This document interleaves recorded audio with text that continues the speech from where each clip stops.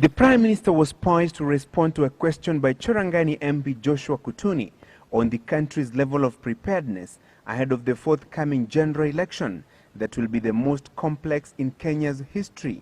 The election date round spiraled into a no-holds-barred political showdown. Can the Prime Minister give the real government position about the election date so that it ends this anxiety? Sections of the government prefer the March elections. The sections who prefer December elections, like myself. The electoral body IEBC has settled on March 4th, 2013 as the election date, following an advisory opinion rendered by the Constitutional Court. A ruling of the court does not stop us from thinking, and therefore as a thinking Kenyan, I disagree with it totally. This matter is already being contested in court. There's already a court case that is ongoing. And therefore, Mr. Speaker, we will await the outcome of that petition. But debate on the matter turned combative when the Prime Minister was challenged to state the government's position on the election date. The question is, what is the government position on the date of the election? Not your opinion, not anybody's opinion. Mr. Speaker, I have a right to answer questions the way I want to answer it. Mr. Speaker, unless the honourable member want to answer. Order. You have put on record a very dangerous statement.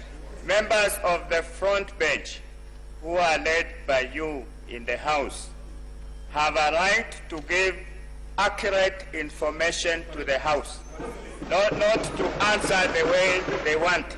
How can the government then claim to have any roadmap that has no date on when the elections will be held?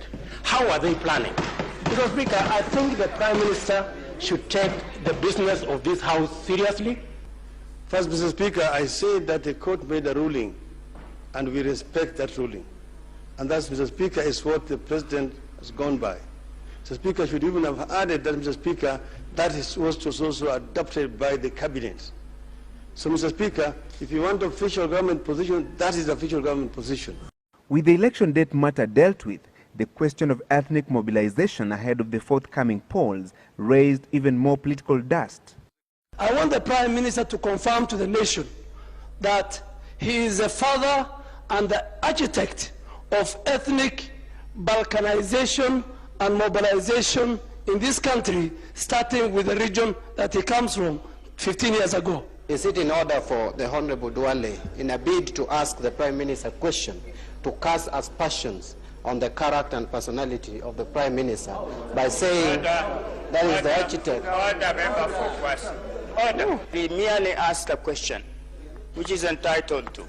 Order, member for Kwasi. If I were to be an architect of ethnic balkanization, I would never see the floor of this House. I will never be elected, Mr. Speaker, on the basis of the vote from one ethnic community in the constituency that I represent. Mr. Speaker, when others go and assemble in Eldoret and say you are a Kamatusa or Kamatusi, and that you are our leader, Mr. Speaker, they are beating ethnic drums, Mr. Speaker.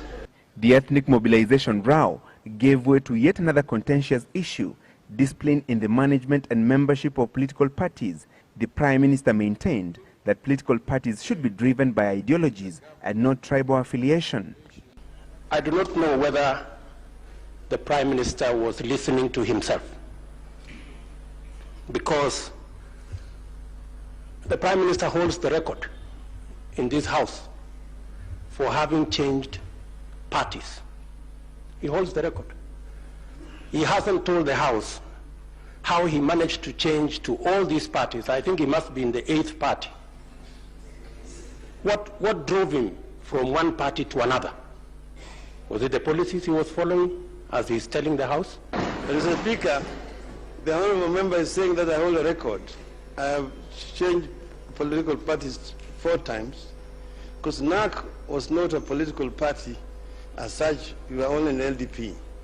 Mr. Speaker, KANU, ODM, UDM, and URP are 4 He himself, Mr. Speaker, has changed parties 4 times like myself.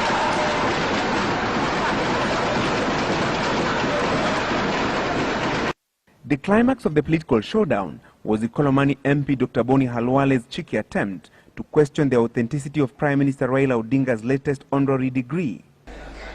Mr. Speaker, can the Prime Minister tell us what instrument the government is going to put in place to ensure that some of these certificates, diplomas, degrees that people are scrambling for, some which will obviously be fake, will receive sufficient authentication so that people with fake documents do not sneak into leadership in the country? Mr. Speaker, well, I don't know where the honorable member is coming from, but Mr. Speaker, I was recently awarded a honorary doctorate degree by the Florida Agricultural and Mechanical University. But I'm also a holder of a Master of Science degree in Mechanical Engineering. The showdown was yet another reminder to Kenyans of the high voltage politics expected as the race to succeed President Mwai Kibaki gathers momentum. Francis Gashori, Citizen Live at 9.